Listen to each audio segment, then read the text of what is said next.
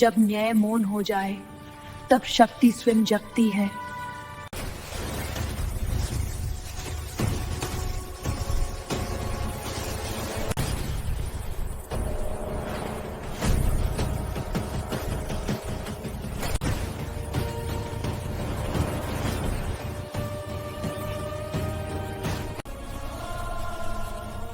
जो धर्म की रक्षा करे वही भाई का अंत है।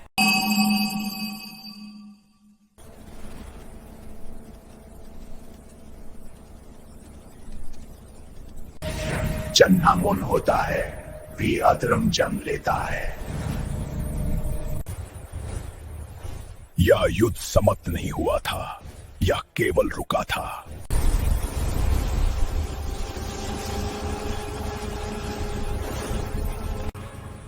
जब अधर्म लौटाता है, काली भी लौटाती है।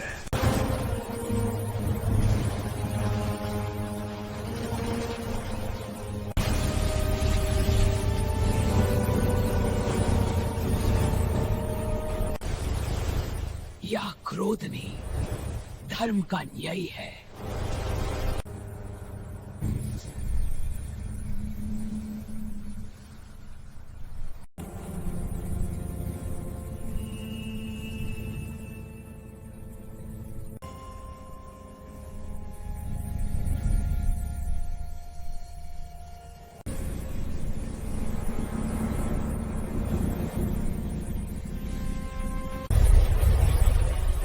जब संहार पूर्ण हुआ तो सृष्टि ने शांति की सांस ली, पर हर शांति स्थायी नहीं होती।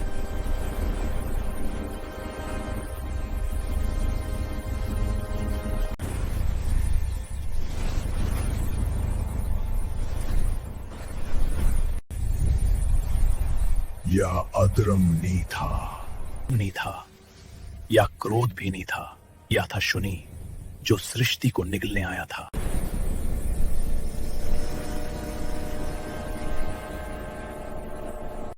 ओम क्रीम कालिकाय नमः, ओम क्रीम कालिकाय नमः। जब शनि उठा तो शक्ति स्वयं जागी।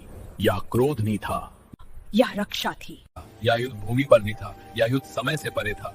जन्हा केवल शक्ति बोलती है और भय मौन हो जाता है। शनि का भी अंत होता है और अंत शक्ति तय करती है। संहार के बाद संतुलन, यही सृष्टि का नियम है। जब तक धर्म है तब तक शक्ति है, काली है। काली जाती नहीं, वह सदा रहती है।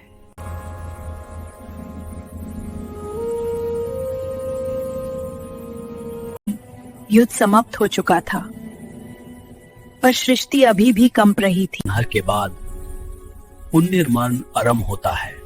यही शक्ति का दूसरा स्वरूप है। जब काली शांत होती है तो ब्राह्मण सुनता है। देवता नतमस्तक हुए, शक्ति के सामाने नहीं, संतुलन के सामाने। यदि शक्ति ही सब कुछ है तो सीमा कौन तय करेगा? शक्ति सीमा नहीं तोड़ती, वह सीमा बनाती है। मैं संहार हूं, पर मैं ही करुणा भी हूं। अंधकार बुरा नहीं, वह प्रकाश को अर्थ देता है। जब संतुलन स्थापित हो जाए तो शक्ति विलीन हो जाती है। काली जाती नहीं, वह प्रतीक्षा करती है। जब अधर्म बढ़ेगा तब काली फिर जागेगी। संहार समाप्त हुआ, पर कथा अभी शेष थी। जहां युद्ध समाप्त होता है वहीं से संतुलन जन्म लेता है।